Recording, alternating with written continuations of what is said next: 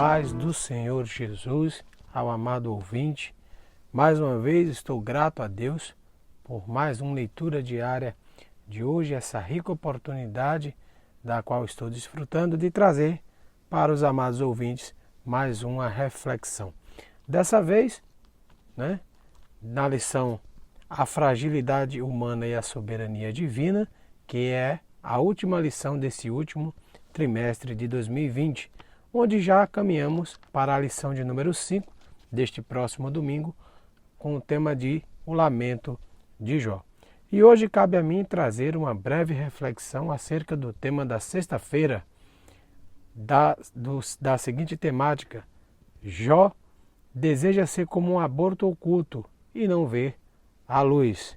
Glória seja dada ao nome do nosso Senhor Jesus Cristo. Então, iniciaremos a nossa breve reflexão lendo o livro de Jó, capítulo 3, versículos 16 ao 22. Leamos o que diz a palavra do Senhor. Ou como um aborto oculto não existiria, como as crianças que nunca viram a luz.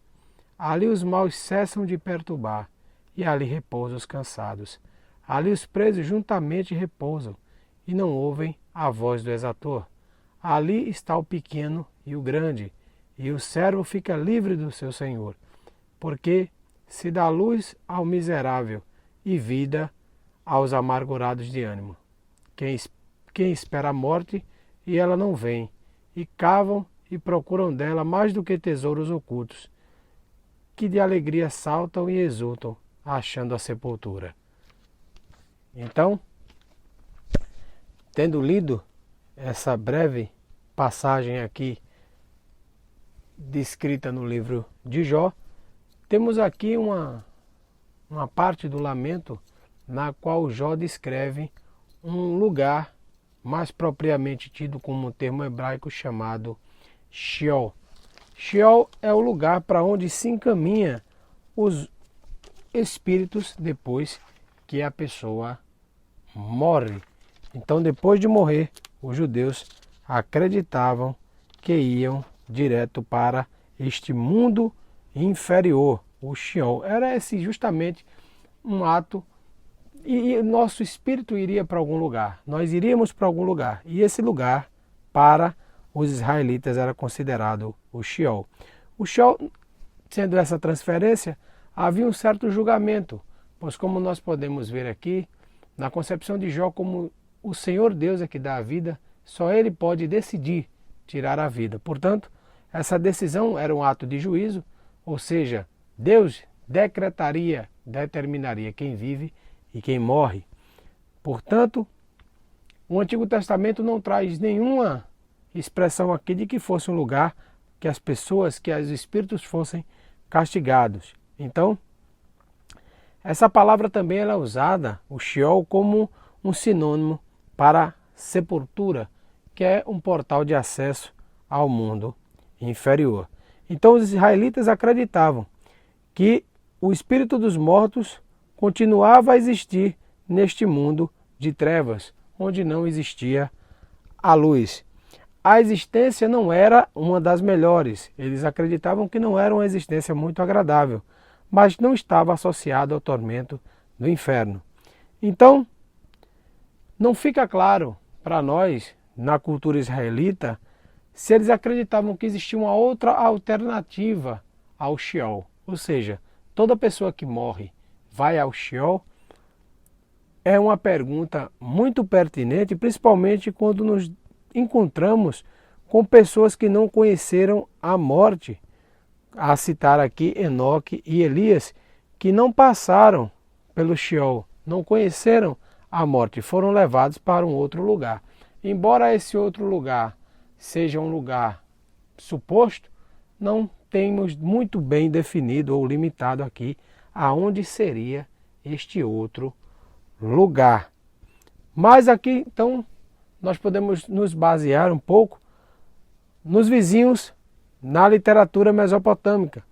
Então, para a literatura mesopotâmica, os mortos eles precisavam atravessar um deserto, montanhas, rios e descer às 7 portas do mundo inferior.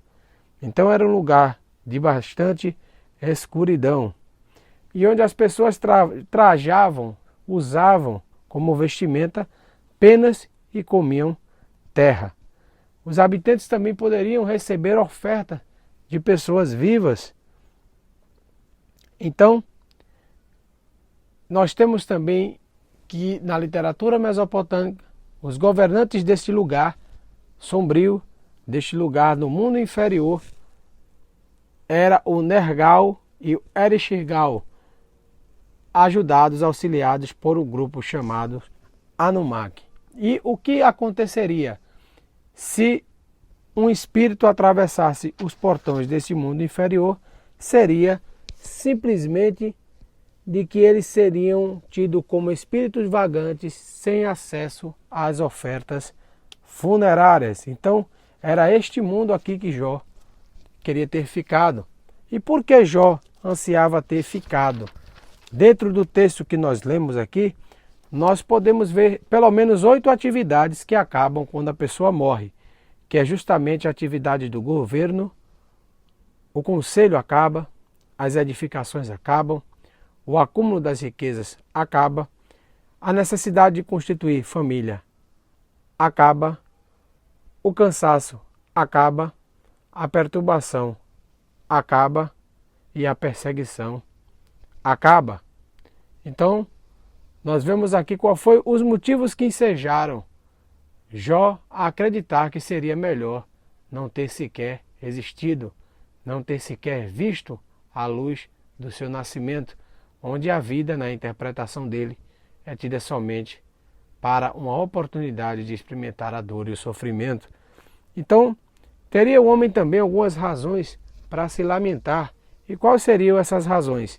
Elencamos aqui pelo menos 7 razões extraídas dessa passagem. Por causa de uma vida miserável, por causa da amargura ou até mesmo do desânimo, porque numa concepção onde viver para ter dor e morrer para ter paz, morrer seria melhor do que viver. E o desejo que tudo isso acabasse de uma vez, que tudo isso não fosse tão duradouro, que tivesse um fim. Porque o alívio da sepultura tiraria essa dor. A vida bastante limitada leva ao homem a se lamentar e, por fim, por causa do sofrimento, das decepções, das frustrações e da dor. Então, diante de tudo isso apresentado, depois de ter sofrido a avalanche de percas e ataques por parte do adversário, a fim de que Jó culpasse a Deus, depois de um silêncio durante 7 dias refletindo, a conclusão que Jó chegou é que sua vida não tinha outro sentido senão para vir sofrer. E para vir sofrer, por que ele veio? Por que ele ainda não morreu? Por que Deus permitiu que ele nascesse? Porque ele não morreu ainda no ventre da sua mãe, para que não conhecesse tamanha dor nem sofrimento. Então, nessa reflexão de hoje, fica aqui essa breve exposição. Eu agradeço aos amados terem ouvido a mensagem até o final. Um grande abraço e fiquem na paz do Senhor Jesus.